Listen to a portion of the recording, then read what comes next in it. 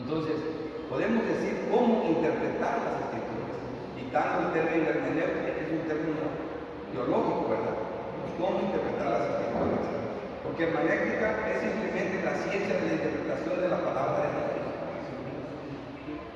Ahora, la hermenéutica es necesaria para poner las bases, las pautas, las reglas de la interpretación de la palabra de Dios, dadas por las mismas escrituras.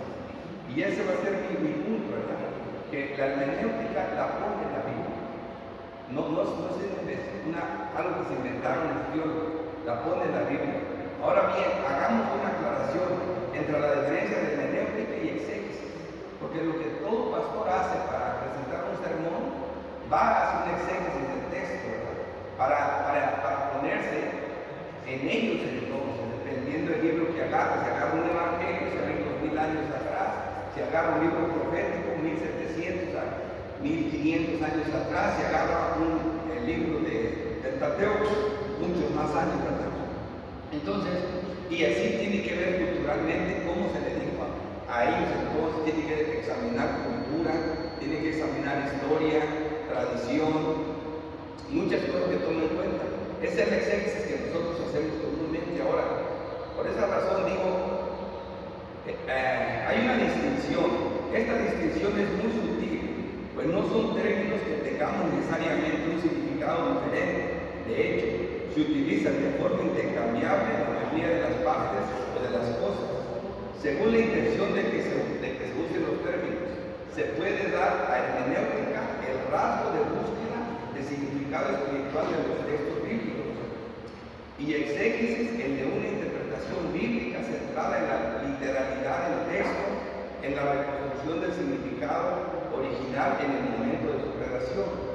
Pero también puede darse a entender que esto me gusta más: exégesis sea la explicación de la Biblia, y hermenéutica el conjunto de reglas que se siguen para llegar a tal interpretación o herramientas. Eso me gusta más, es más sencillo el término. Exégesis sea la explicación de la Biblia, yo extraigo lo que dice la Biblia, y hermenéutica el conjunto de reglas o herramientas que se siguen para llegar a tal interpretación.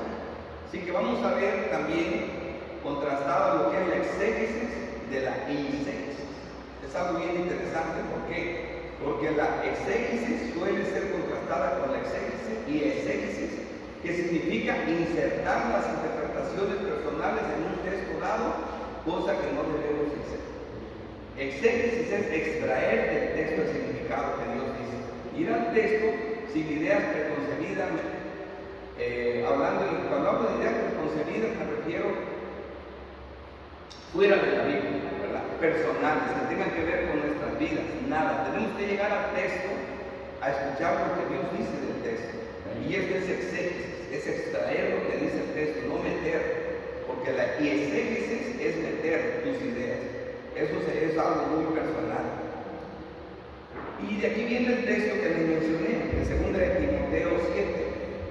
Dice: considera lo que te digo. Ahí está la necesidad de la hermenéutica. Considera lo que te digo.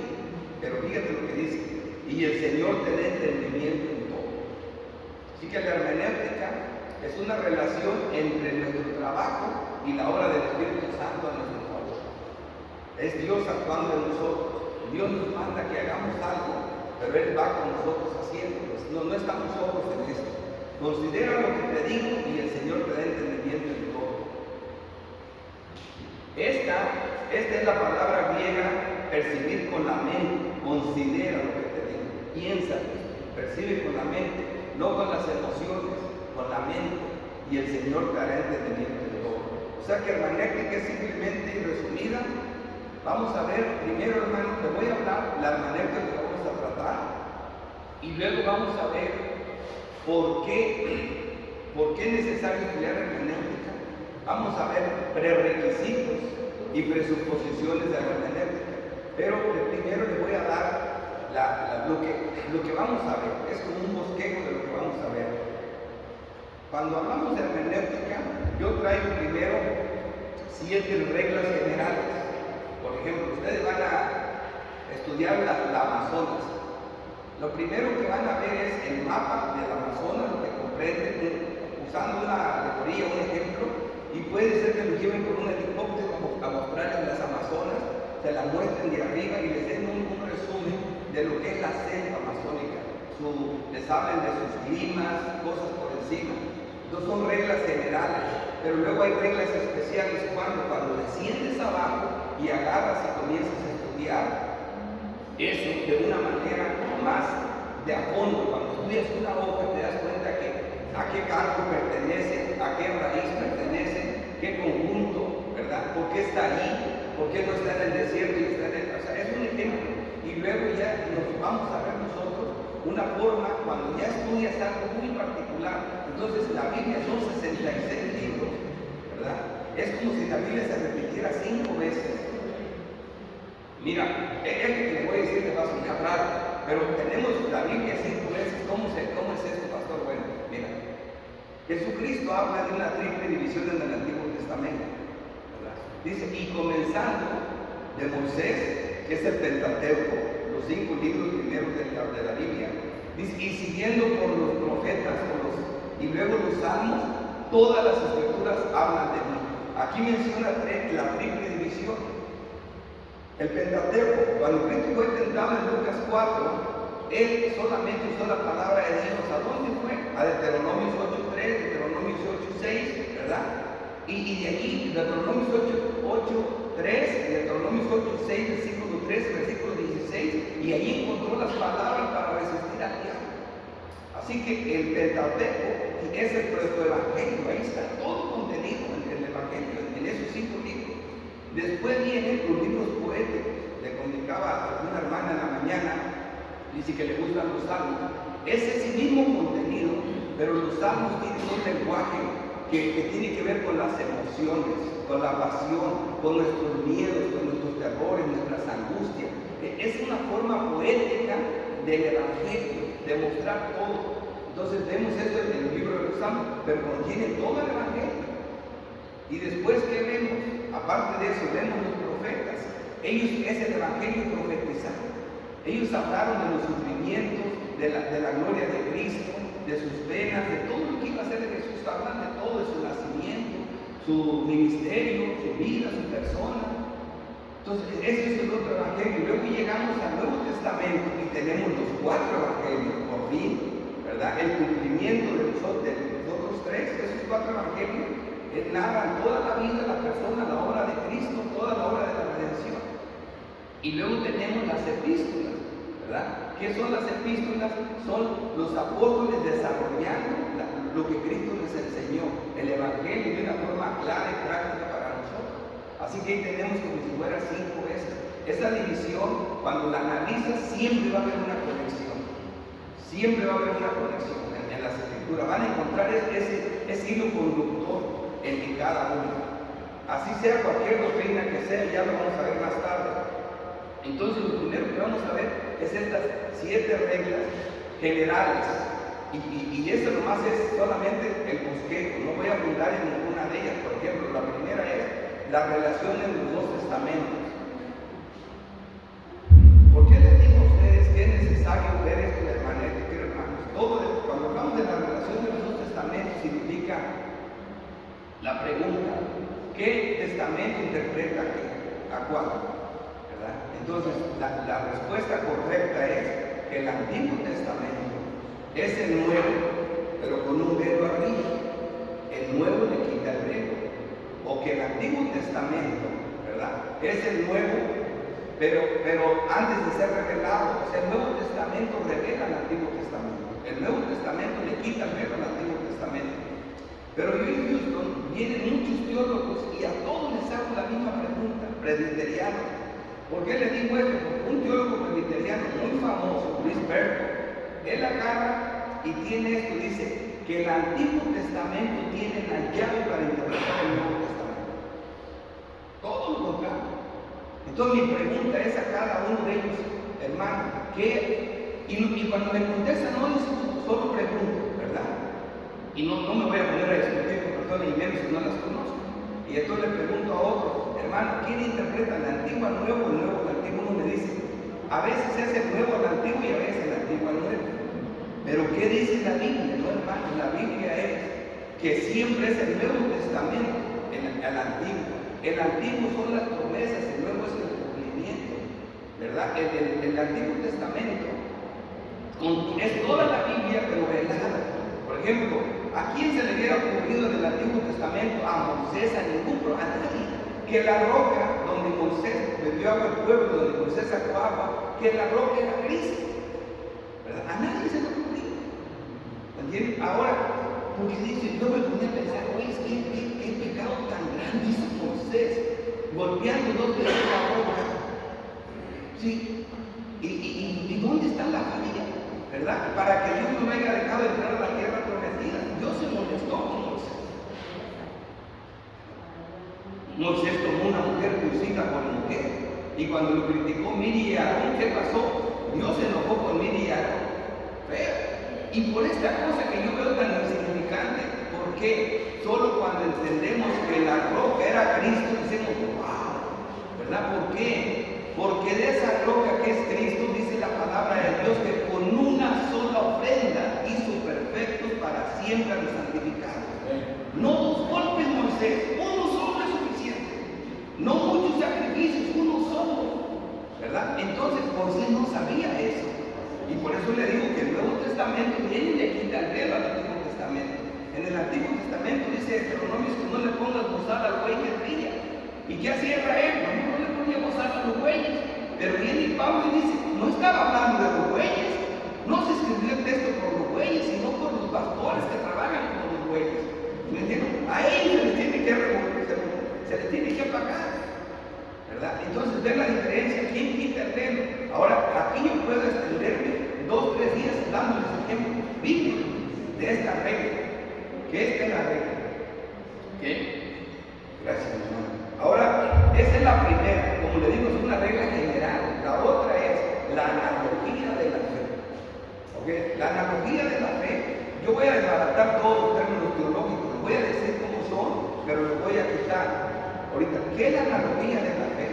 Es el conjunto de doctrinas que componen nuestra fe.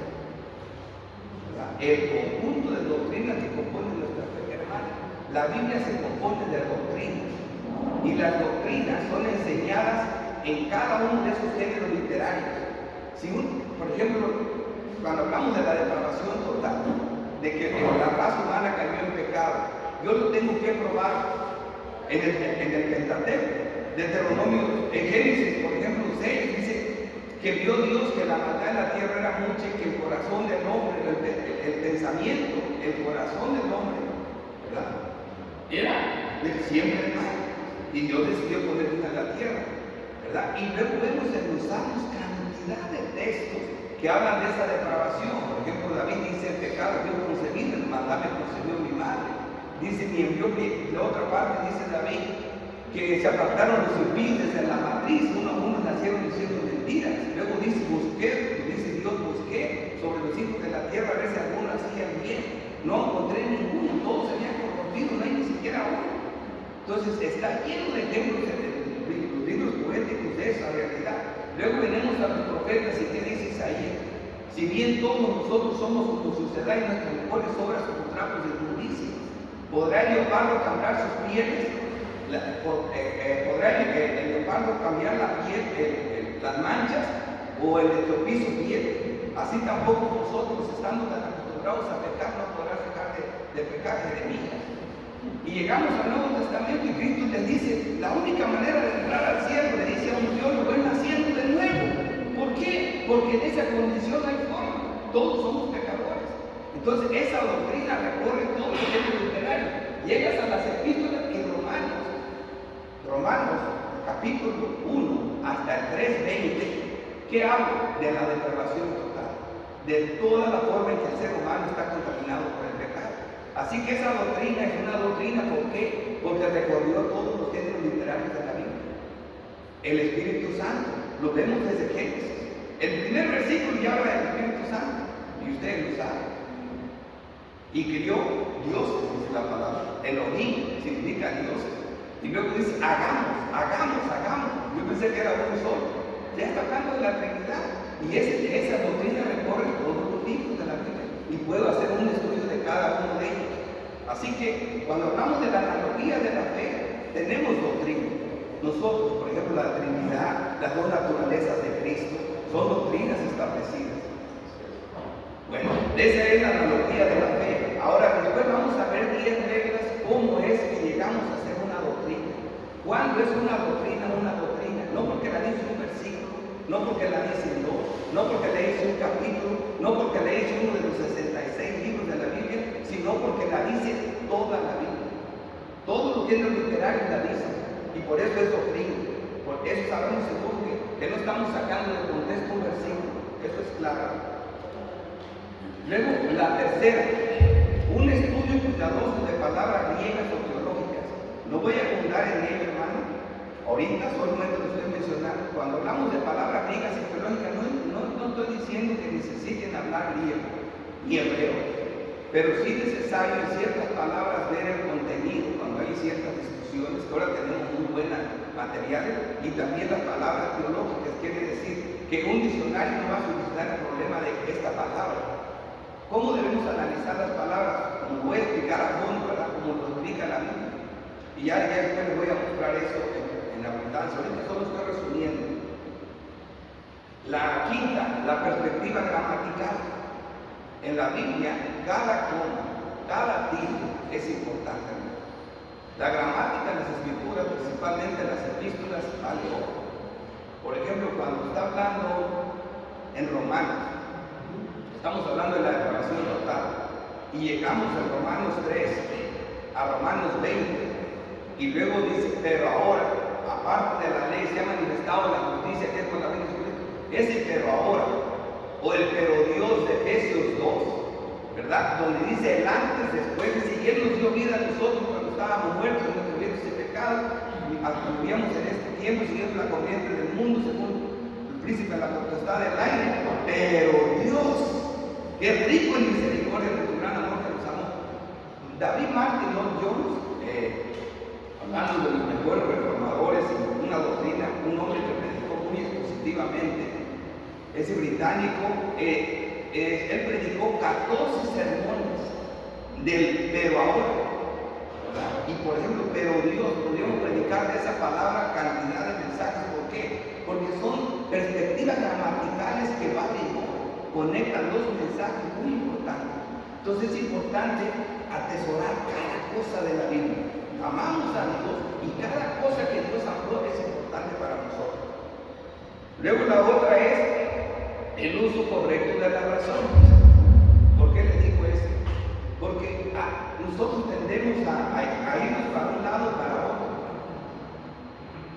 ¿Qué significa el uso correcto de la razón? Bueno, a veces tú le dices a un hermano, le explicas algo de la Biblia y él te dice, hermano, no lo entiendo. Usted tiene que creer aunque no entienda. Ojo, no, hermanos. ¿Por qué? Cuando los apóstoles no entendían, Jesús le dijo, bueno, si entendieron bien y si no, ni modo. No, llegaba y le decía, le pregunta, Señor, ¿por qué tú hablas así? En un lenguaje tan complicado, en parábolas. Dice, para que viendo no vean, para que oyendo no oigan, para que no entiendan y no se saben. Pero le dice a los apóstoles, pero a ustedes les es concebido saber los secretos del reino. Y ahora sí se agarraba como a niños. Mira, el sembrador es el Hijo de Dios. La semilla es la palabra. Como a niños les explicaba con amor. O sea que no les dejaba que entienda bien y el que no. No, hermano. El uso correcto de la razón significa que nosotros tenemos que entender el texto para poder creerlo. Ahora, ¿cuál es el uso incorrecto de la razón? Es que tú quieras interpretar el texto. Ese es el uso incorrecto de la razón. Aquí yo pienso, y acá que piensa el hermano, yo pienso otra cosa, y aquel que piensa otra cosa. Resulta que están equivocados todos. ¿Por qué? Porque la Biblia no es de interpretación privada. El Espíritu Santo da la interpretación. La Biblia solo se interpreta con la Biblia, ¿verdad? Entonces cada regla es importante y ese es el uso correcto de la razón. Y 7, la necesidad de mantener un equilibrio, no separar lo que Dios ha unido. ¿Qué es eso? Mira, después de todo esto, este bosquejo como yo lo tengo, se lo pienso dejar al hermano Y todos estos apuntes, él se los puede dar a ustedes, el bosquejo. Ahora, ya después que les guste todo esto, que Dios, espero en Dios que así sea. Luego ustedes, les digo esto, porque ahorita que me arranque con todo esto, voy a citar textos de la Biblia y no los voy a esperar, ¿verdad? Voy sobre uno, sobre el otro, porque yo me gusta probar que las reglas las puso Dios, que la hermenéutica es porque Dios hizo esto así. Cada una de las reglas tiene que ver con Dios y lo voy a probar con la Biblia. Y si me espero a que vayamos a los textos, no salimos de aquí, ¿verdad? Entonces yo los voy a leer, pero no voy a esperar, les aviso de antemano, ¿verdad? Así que la necesidad de mantener un equilibrio, de no separar lo de Dios unido, significa que cuando Dios dijo algo en su palabra, te lo dice en todos los géneros literarios, ¿verdad? Te lo dice en el Pentateuco, te lo dice en los Salmos o en los libros poéticos, que son 5, ¿verdad? No nomás estamos hablando de los Salmos, en los Salmos, Eclesiastés, el libro de Proverbios, el libro de Cantares y el libro de Job, ¿verdad? Entonces son 5 libros, y cuando hablamos de los 17 libros proféticos, los 5 mayores y los 12 menores, y luego tenemos los evangelios, los 4 evangelios, y tenemos las 22 epístolas. Yo digo 22, muchos son 21, pero el Apocalipsis, hermano, tiene todos los géneros literarios. Es una epístola, es un libro profético y es un libro escatológico, así que también entra como epístolas. Así que tenemos eso ahí, y eso con eso, esas son las reglas generales. Ya suena interesante la hermenéutica. Ahora vamos a ver 7 reglas especiales que después se las mostraré. Y la primera es el uso del lenguaje figurativo y simbólico. La Biblia habla mucho de símbolos, de figuras, ¿verdad? De ahí no se pueden hacer doctrinas, son para ilustrar las doctrinas, como lo vamos a ver cuando lo desarrolle el tema. No voy a abundar en ello ahorita, pero lo voy a explicar muy bien, te lo prometo. Eso vamos a ver lo literal antes de lo figurado. Es una regla muy importante. El pastor Sandoval, cuando habla de escatología, siempre menciona esta regla. Lo importante de ver lo literal antes de lo figurado. No vayas a usar figuras que esta bestia, que los colmillos y cada colmillo representa esto y que los cuernos son. No deja que la Biblia hable sola, ¿verdad? Entonces, vamos a ver lo claro, lo difícil a la luz de lo claro. Esa es la regla. La segunda es uso de tipos y símbolos, ¿verdad? Es el mismo, ¿verdad? Hay que saber que entender que los tipos y los símbolos tuvieron su propósito y los tienen, son para ilustrar, no para hacer doctrina de ellos. Y luego la interpretación de parábolas y milagros. Mucha gente, por ejemplo, le voy a poner un ejemplo rápido, pero después voy a abundar. Cuando Cristo multiplica los panes y los peces y da de comer a 5,000 personas, que realmente eran como 15, 20,000 personas, ustedes lo saben por qué, porque se refiere primero a los hombres. Entonces, el milagro no se entendió más que por 11 personas. ¿Por qué? Porque al otro día andaban detrás de Cristo miles de personas, y Jesús le dice: ninguno ha entendido la señal. Ustedes están aquí porque comieron y se llenaron, no entendieron la señal. ¿Cuál es la señal? El milagro. ¿Y cuál es el milagro? Que yo soy el pan de vida, ¿verdad? Mira, ustedes les hice el milagro para llenarles el estómago y que tomaran, para que sigan viviendo. El cuerpo de ustedes necesita comer y beber. El alma de ustedes necesita comer y beber. Resulta que yo soy la bebida y la comida de su alma. ¿Entienden? El que coma mi carne y beba mi sangre no muere nunca. Esa es la doctrina. Y cuando Cristo les habla de doctrina, se van todos. Y todavía le preguntan los 12: y ustedes no se van. Dice: pero ¿a dónde vamos? Todos los que tienen palabra de vida eterna. Dice: estos 12 de ustedes es el diablo. Hablando de Judas Iscariote. Así que son 11 se quedaron. Esa es la diferencia, hay que entender la doctrina. Por eso dice: las reglas de interpretación de parábolas y milagros. Cada milagro tenía su propósito, hermano. Cuarta, la regla de interpretación de las narraciones históricas. El libro de Hechos, que es una hermosura, ¿verdad? Ese libro de Hechos, hermano, es lo equivalente a los 12 libros históricos del Antiguo Testamento. Por ejemplo, Deuteronomios tenía todos los contenidos del Evangelio, ¿verdad? Era el protoevangelio del Deuteronomio. Ahora, los 12 libros históricos que siguen, como ustedes saben, Josué, ¿verdad? Luego está el libro de Jueces, y luego está Samuel, primera y segunda de Samuel, primera y segunda de Reyes, primera y segunda de Crónicas, el libro de Esther, todos estos libros, estos libros históricos que están ahí. Entonces, tenemos 12 libros históricos. ¿Qué pasa con eso? Era para que vieras cómo vivía un pueblo, los aciertos, los errores de que conocía a Dios. Por ejemplo, cuando Salomón dedica el templo a Dios, Salomón dice: y Señor, y si alguno pecare, ellos fueron llevados al cautiverio, viendo al templo, porque no hay hombre que no peque. ¿Cómo sabía Salomón que no hay hombre que no peque? Porque conocía el Pentateuco. Allá decía bien que todos los hombres pecaron.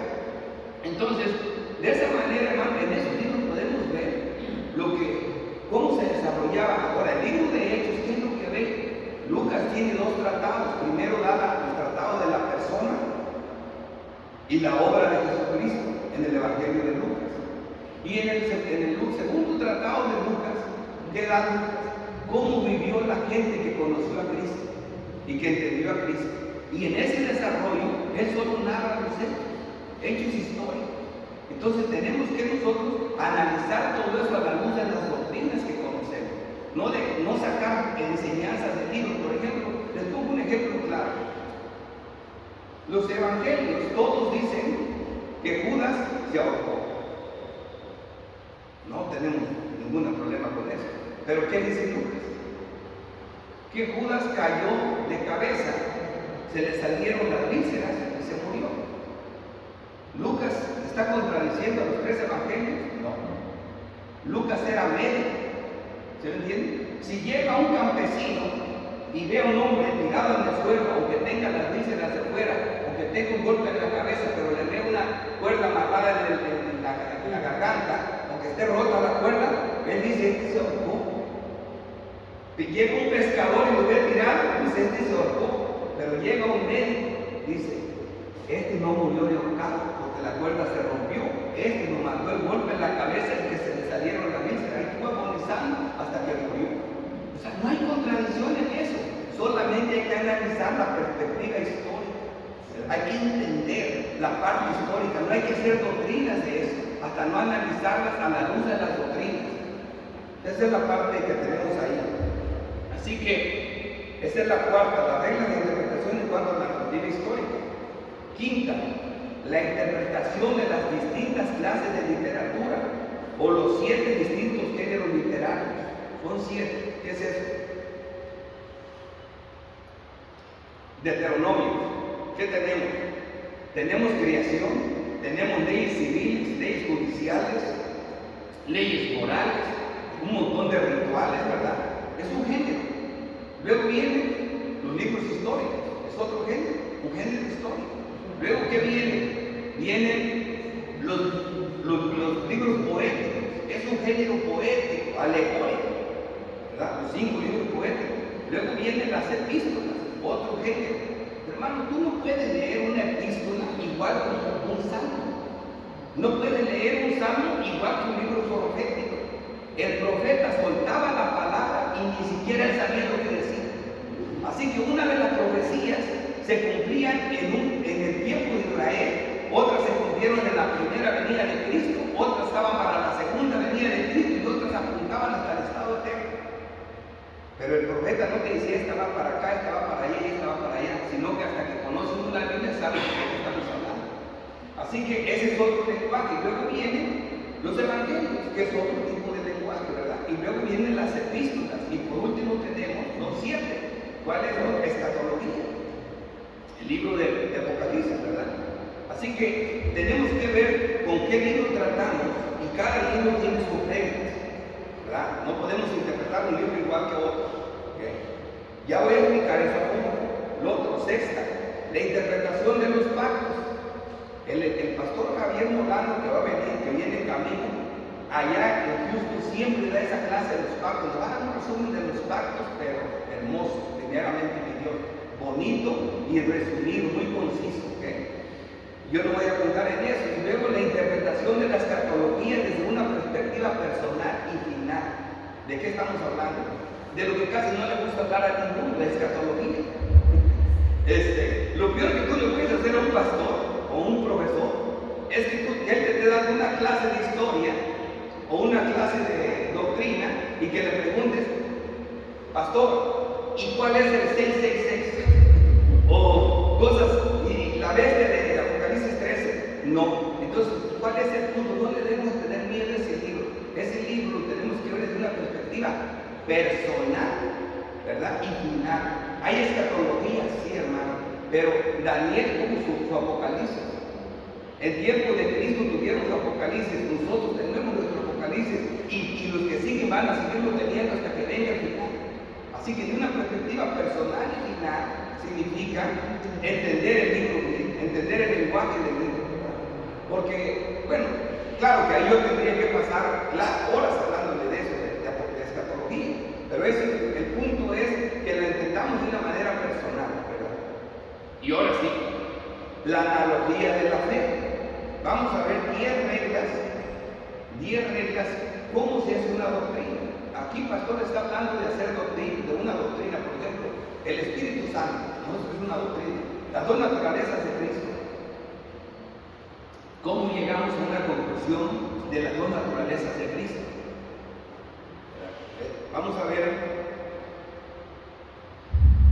se hace una escala, yo estoy usando esto, no debo decir, se hace como una radiografía de estas 10 reglas para hacer una doctrina, ¿verdad? Mira, por ejemplo, no hay contradicciones en la Biblia. O sea, si yo voy a hacer una doctrina, no se puede contradecir.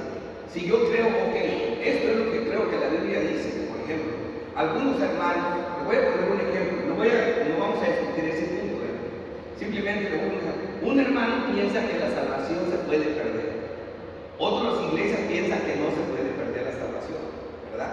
Ok, aquí dice, no hay contradicciones en la Biblia. Entonces, ¿qué tengo que hacer? ¿Quién tiene la razón?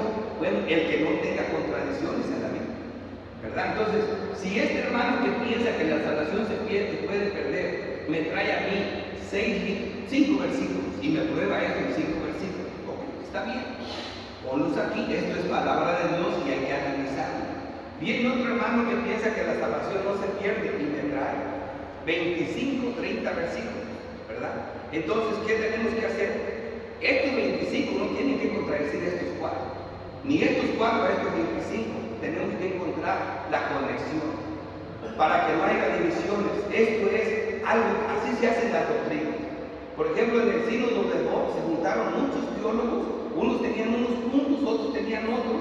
Bíblicamente encontraron la respuesta y lo que no era así se declaró herejía. Así que eso es dice, no hay contradicciones en la Biblia.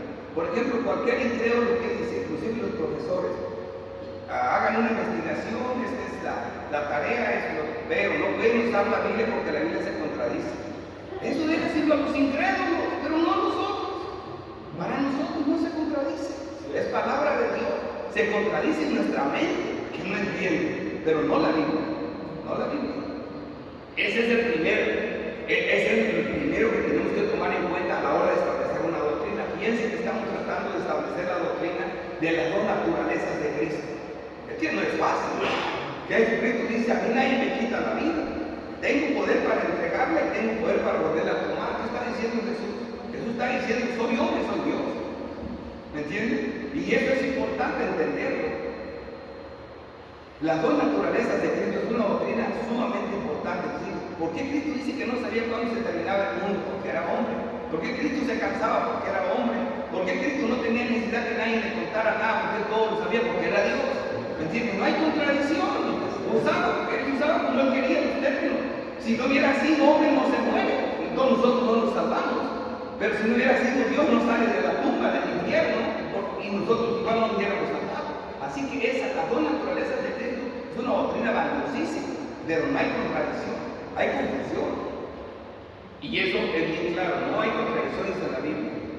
Los textos, otra vez, lo otro que tenemos que analizar a la hora de establecer una doctrina es que los textos oscuros o difíciles han de ser interpretados o examinados a la luz de los claros. Eso se entiende, ¿verdad? Hay que tomar en cuenta No solo le digas a un hermano, no, tú estás mal. No, no, espérate. ¿Qué trae mi hermano para mostrarme que yo estoy equivocado? Este versículo. Respete la palabra, hermano. El hermano con toda la fe y el amor del mundo te trae sus textos, tómenlos en cuenta. Eso es palabra de Dios. No empieces que en el griego y en el hebreo, que una raíz que no le saque la vuelta. Explíquele el texto al hermano. O la doctrina que tienes todavía no está enseñada. Todavía no la tienes. Hasta que no haya contradicciones, hasta que no armonice toda la Biblia, tenemos una doctrina. Los textos oscuros o difíciles han de ser examinados a la luz de los claros. Tercero, es las doctrinas que aparentemente son contradictorias o antinomias. Antinomias es contradicción a la ley, irrefutible a la ley. Hay que afirmarlas, enseñarlas, sostenerlas por igual. ¿Qué estoy diciendo? Que el hecho de que las dos naturalezas de Cristo, con una doctrina como esa, o la soberanía de Dios y la responsabilidad humana, sean temas de discusión, no quiere decir que por eso yo no las voy a enseñar. O el Apocalipsis, es otro ejemplo. Yo ahí no me veo. Hermanos, hasta Spurgeon llegó a decir eso. Prediquen a Cristo, dejen de estar discutiendo por el libro de Apocalipsis. ¿Y de qué es el libro de Apocalipsis? Palabra de Dios. Todo es la palabra de Dios. ¿Entienden? Debemos entender eso. Así que todo era la palabra de Dios. Y eso es importante entenderlo. Por eso dice, todas las doctrinas hay que afirmarlas, sostenerlas, aunque hay doctrinas complicadas. La Trinidad es otra, una doctrina muy complicada, pero hay que afirmarla, sostenerla, enseñarla por igual con las claras, ¿verdad? El otro, cuarto, ninguna doctrina cardinal. ¿Y qué es cardinal? Precisamente las que he mencionado son cardinales. ¿Tú crees que es tu hermano en Cristo un hombre que no cree en la Trinidad? Yo creo que no, ¿verdad? ¿Tú crees que este hermano en Cristo es una persona que niega al Padre, niega al Hijo, niega? Yo creo que no. Entonces hay doctrinas cardinales que no están a decir, bueno, también tú crees eso, yo creo, los otros somos hermanos. Yo creo que ustedes no se consideran hermanos, por ejemplo, con los testigos de Jehová, ¿verdad? Entonces, o con algunos católicos. Bueno, ¿por qué? Porque la doctrina nos separa, y es precisamente lo que dice aquí. Ninguna doctrina cardinal puede ser basada en uno o en 3 versículos, ni en un capítulo, ni en un libro de los 66 que tiene la Biblia, sino en el contexto de toda la Biblia. O sea, yo al menos tengo que probar en los 5 géneros que le dije que esa doctrina está ahí. Y así cada vez lo hago una y otra vez. Y de esa manera van a ver la unidad que tienen las Escrituras. Y otra cosa dice aquí, ninguna doctrina puede basarse en figuras, en tipos, en símbolos, en parábolas o libros históricos. Por ejemplo, en Hechos encontramos que si fue salvo él y su casa, y ahí sacan una doctrina. Que si te salvas, tú salvas toda la casa. Ok, eso dices tú. Pero ¿qué hacemos? Cuando hacemos un estudio y vemos cuál es el proceso de la salvación y cómo es que una persona se salva, vemos que eso no es así. Entonces, eso de texto es palabra de Dios, claro. Pero no está diciendo eso. ¿Qué está diciendo realmente el texto? Bueno, el texto está diciendo que si el hermano X, él se salva, inmediatamente que él nace de nuevo, se convierte en luz y en sal, ¿verdad? Entonces su casa se bendice. No deja dormir a la esposa hasta que no la convence de que Dios existe, ¿verdad? Él está enamorado de Dios y se va a permitir a su esposa y a sus hijos. La primera luz llega a la casa y por eso la salvación llegó a esta casa, ¿verdad? Porque ese hermano va a evangelizar su casa. Sí, eso es lo que está diciendo el texto, pero hay que entenderlo. Por eso es importante lo que digo aquí. No podemos hacer textos, doctrinas, solo basadas en una narración histórica, en un solo, sino tienen que probarse por toda la Biblia. Ninguna doctrina puede basarse en figuras, tipos, símbolos, parábolas o libros históricos. Ya lo dije. La sexta. Esta regla, hermano, es una de las reglas más mal interpretadas y ya la explicaría a fondo, pero para mí es la. Si yo me fuera de aquí y solo esto les dejo, me doy por satisfecho. Oigan esta regla. Le voy a poner, primero le voy a decir la regla y luego le voy a dar un ejemplo que ojalá que me ayude a que entiendan la regla. Las epístolas interpretan los 4 evangelios desde una perspectiva documental y los 4 evangelios ilustran a las epístolas. ¿Han escuchado hermenéutica? Si yo hiciera esa pregunta, les aseguro que muchos han dicho, y eso nunca lo he oído. Las epístolas interpretan los 4 evangelios, y los 4 evangelios ilustran a las epístolas. Mira, les voy a abundar en esta clase, y eso es solamente un resumen, pero lo que les voy a mostrar aquí es lo siguiente, hermano. Mira, si yo voy a estudiar astronomía, necesito un telescopio para hacerlo grande, pequeño. Pero si yo voy a estudiar biología o química, necesito un microscopio para hacerlo pequeño, grande. En la Biblia, hermanos, las epístolas se convierten en ese telescopio, en ese microscopio que te interpreta toda la Biblia. Esos 22 libros gloriosos de las epístolas de los apóstoles te van a interpretar todas las escrituras. Cuando tú encuentres la interpretación ahí, ya tienes la interpretación correcta de cualquier pasaje y de cualquier punto de la Biblia, y te lo puedo probar una y otra vez, ¿verdad? Así que ellas son el microscopio, ellas son el telescopio de toda la Biblia, las epístolas. Ellas nos aclaran todas las controversias doctrinales, prácticas de las escrituras, ¿verdad? Entonces, ¿por qué? Porque toda la Biblia, los otros 3 géneros literarios hablaron de quién, de Cristo. Viene Cristo y Él cumple la obra de la salvación, en Él se cumple.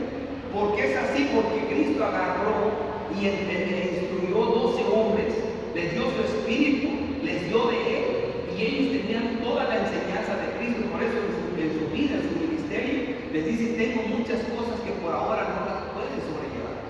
Pero cuando yo me vaya, a ustedes conviene que yo me vaya, entonces va a venir el Espíritu Santo. Él tomará de los niños y se los va a hacer saber a ustedes, y entonces van a entender muchas cosas que ahora no entienden.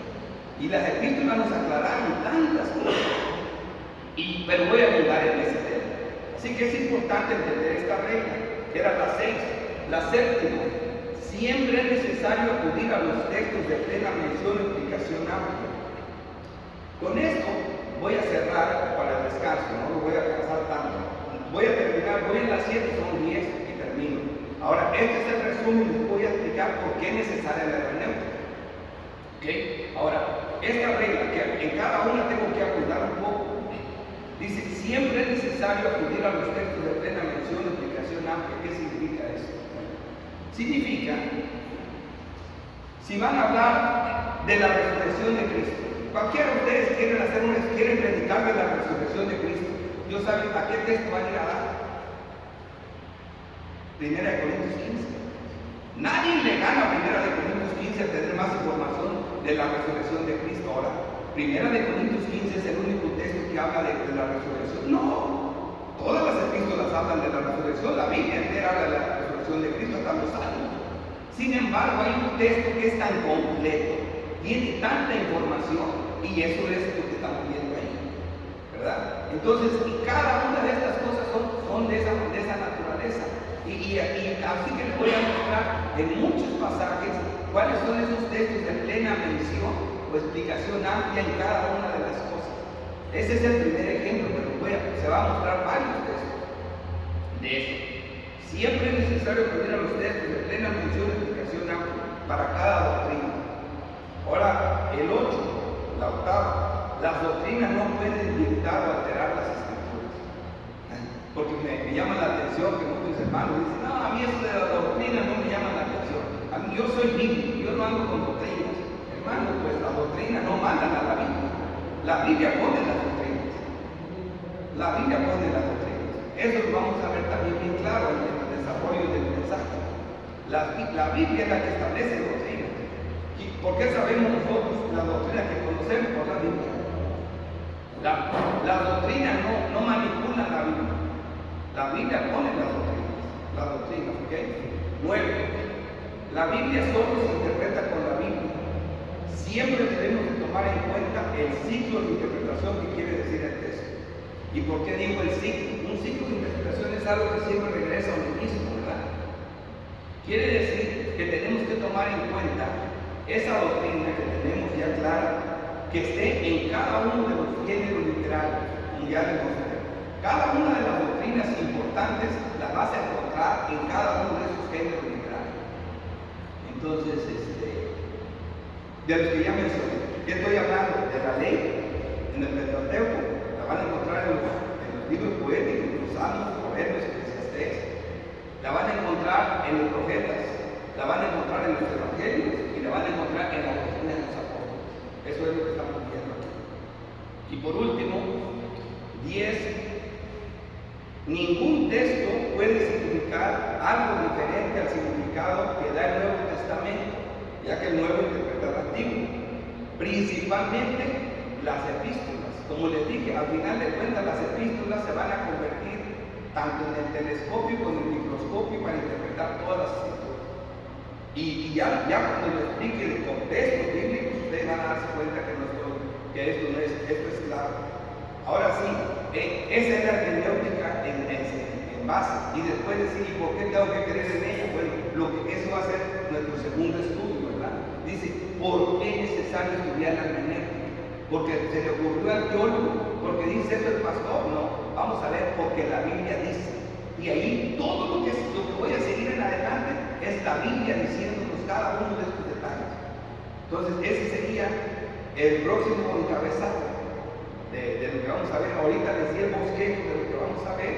Y yo creo, no sé si yo tengo todavía un poquito de tiempo, de acuerdo a la hora que me dieron, que puedo contestar alguna pregunta. No sé si se puede ahorita o la pregunta se sigue para después. No sé dónde está el hermano que me dirige. Pero yo por mí puedo preguntar algo, o alguna aportación o alguna pregunta de lo que vimos hasta ahorita.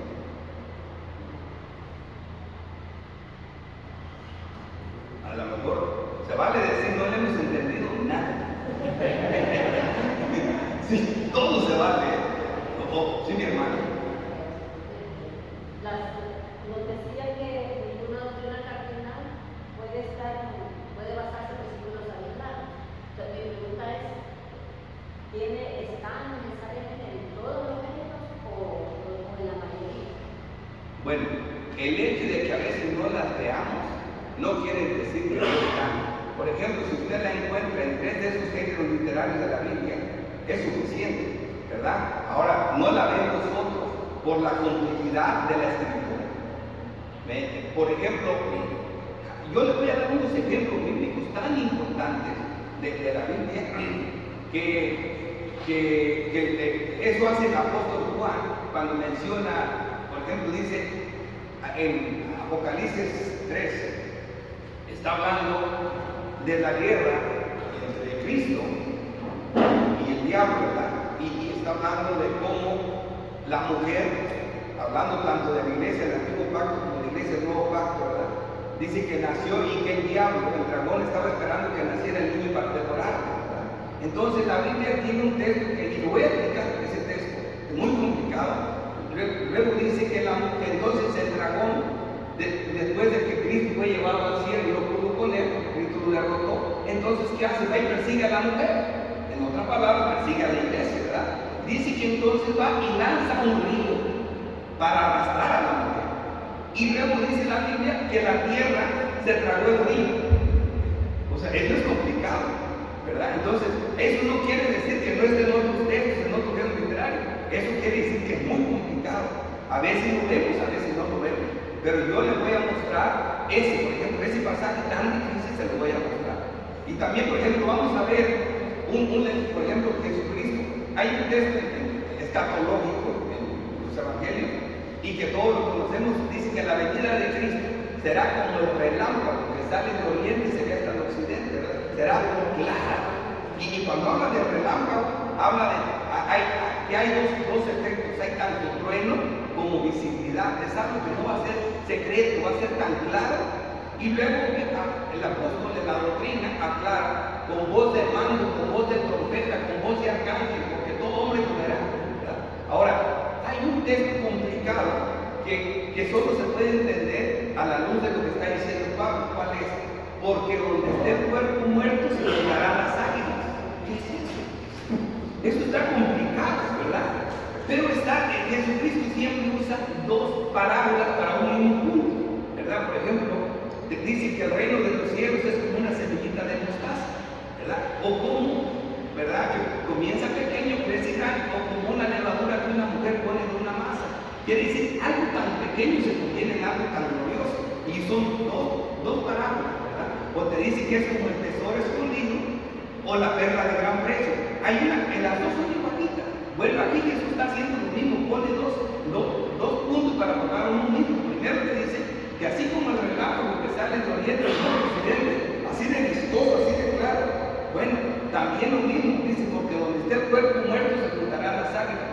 Si usted ve arriba de una rueda de animales, no sé cómo le digan aquí, águilas, buitres o pilotes, dando vueltas, usted está seguro que ahí hay un muerto abajo. Si no fuera por ella, no supiéramos que está el muerto abajo, ¿verdad? Está diciendo lo mismo. Pero esa es la claridad. Entonces, a veces no la vamos a ver, pero sí es así debe de ser. Nomás con grado de dificultad. Si alguna otra pregunta o comentario. Mi hermano. Sí, mi hermano. Primeramente, gracias a Dios por esta clase muy importante, ¿verdad? Qué bonito libro, la palabra de Dios es un libro que inmensamente grande y bendecido para nosotros, ¿verdad? Es impresionante, hermano, la necesidad de hoy en día de la comunión de la palabra de Dios y interpretar las escrituras. Estamos, hermano, en un tiempo donde la gente interpreta mal las escrituras. Yo no sé si somos guatemaltecos, creo que es muy del mundo. Estamos llenos de falsas doctrinas y eso nos ha llevado lleva a la persona a no conocer a Jesucristo como Salvador, ¿verdad? Demasiada confusión. Gracias al Señor por este libro tan especial, ¿verdad? Que no tiene contradicción. La contradicción la hace el ser humano, pero la palabra de Dios es verdadera. Gracias por tenernos, hermano, la conferencia. Gracias, hermano. Sí, es una aportación y es muy válida. Tenemos claro eso. Miren, yo sé que ahorita es un desafío para mí decirles preguntas y respuestas, porque cuando se desarrolle esto de forma bíblica, muchas de esas preguntas que pueden estar en la mente van a ser resueltas. Una vez me pasó dando una clase que un hermano me preguntó una pregunta un día fuerte. Le dije, hermano, mañana que me toca un estudio se la contesto. Vine y le volví a preguntar, hermano, su pregunta, y si ya no hay pregunta, ya se respondió solo. Así que hay cosas que faltan porque no he desarrollado el tema. Solo le estoy dando un bosquejo, pero cuando probemos esto a la luz de la Biblia, porque todos los que estamos aquí le creemos a Dios. Y cuando Dios habla es cuando nosotros, wow, ahí es donde nos quebramos, no cuando habla un hombre. Eso de que el microscopio, que el telescopio es basurita para tirar al suelo, lo que importa es lo que diga la Biblia. Son buenas ilustraciones quizás, pero lo importante es lo que Dios dice. Eso es lo que vamos a ver. Así que yo me quedo cuando empecemos ya con los textos. Ahorita la próxima sesión ya voy a ir directamente por qué yo debo estudiar hermenéutica. Y la respuesta es porque Dios dijo que así sea, ¿verdad? Y cada uno de esos puntos lo voy a probar. Entonces voy a cerrar ahorita una oración corta y yo creo que luego continuamos. Padre Dios Todopoderoso, creador del cielo y de la tierra, te damos gracias, Santo Dios, por estar aquí delante de mis hermanos, compartiendo tus santos, tu palabra. Te rogamos, sigue en medio de nosotros, ilumínanos, llénanos de tu gracia y misericordia, concédenos comunión con los santos, ayúdanos, Padre Santo, sé tú en medio nuestro, manteniendo la armonía, la comunión y la coherencia entre nosotros. Que tu Espíritu sea el que nos una y el que nos enseñe. Te lo pido, Padre, en el nombre de Cristo.